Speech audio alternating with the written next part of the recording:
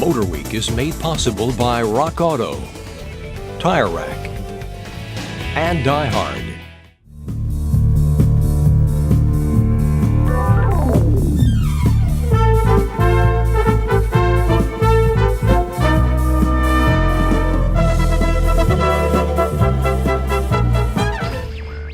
But first, let's look at another hot car from Japan, this Mazda RX7.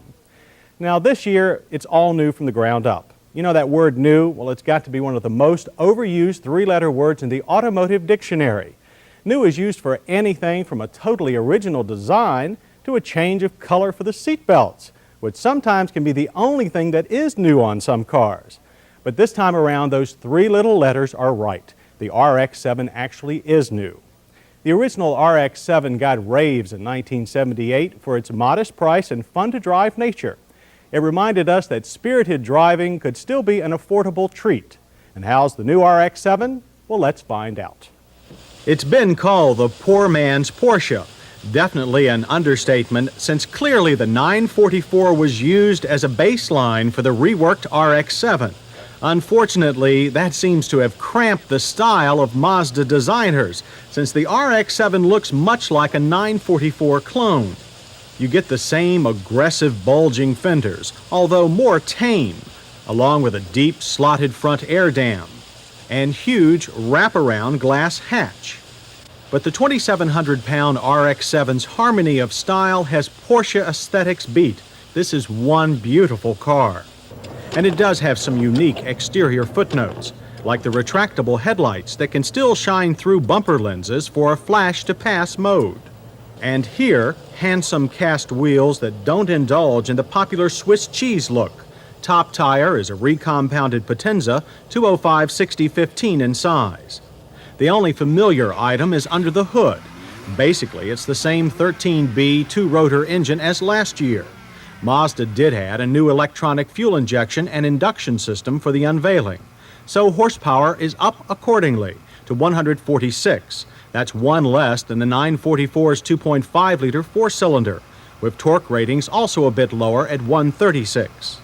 The 1.3-liter rotary was stuffed into a full-tilt GXL RX7 for our test, and its performance made fast work of it. Quarter mile, a very quick 16.4 seconds at 81 miles per hour. 0 to 60, equally rapid, 9.1 seconds, midway between what we call fast and rocket. For comparison, the last Porsche 944 we drove sped to 60 in only 1/10 of a second less. We did have minor complaints about the RX7's too easy clutch pedal.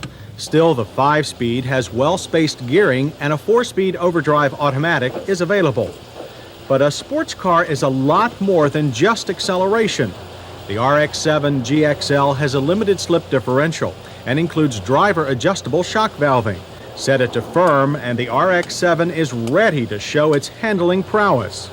All RX7s have a unique independent rear suspension that provides helpful rear-wheel steering. Called dynamic tracking, pivoting hubs allow the rear wheels to toe out just slightly in low-speed turns. At high speeds, they toe in to produce a mild case of understeer for improved stability. This counteracts the tendency for a car to fishtail in a fast, quick turn. This variable toe-in or toe-out system gives the RX7 driver excellent control in almost any situation. Almost. We did find a couple of problems that might gang up on you. The power rack and pinion steering on our GXL was a bit too quick, 2.7 turns lock to lock. It's overboosted and feels too light at normal speeds. A computer reduces boost at high speeds, but most of the time it's stuck in the pedestrian mode. So there's almost no feedback for what the wheels are doing. When combined with tires that are on the skinny side and seem to lose rather than gain traction as they heat it up, we experience this fearful slide. But even here, the dynamic tracking suspension meant control could be regained faster than with most sports cars, including the 944. With vented disc brakes at all corners, stopping the RX7 GXL was painless. Distances from 55 were amazingly short, only 98 feet on average after 6 attempts, with no noticeable fade. The pedal felt firm but never stiff. But as impressive as the RX-7 is on the track, its everyday attributes are even more so. With the shock control in normal, the ride is very smooth. It helps keep the sound level at a reasonable 74 decibels at 55. EPA mileage estimates on all models is 17 city, 24 highway. We managed 22 on our loop, better than expected. And on the inside, you get the same purposeful feel, but in much richer tones than previous models. The extra buck leather seats in our GXL gave good support, and the combo of adjustable thigh support and tilt steering wheel mean comfortable driving positions for all. Too bad the passenger seat didn't also have a changeable thigh support. Its straight leg seating can be tiring on long trips. Headroom has always been at a premium on an RX-7, but an outward sliding sunroof design preserves all there is. We like the novel handlebar levers for turn signals and cruise, as well as the other pod-mounted controls. The center console housed an efficient climate control system, and here a premium 100-watt stereo. Down below, the standard 5-speed shifter has short throws but is still a bit notchy. And we'll take note of the logical electric window switch design. Push for down, pull for up. Gauges are clear and fully visible through the steering wheel, with the tack dead center.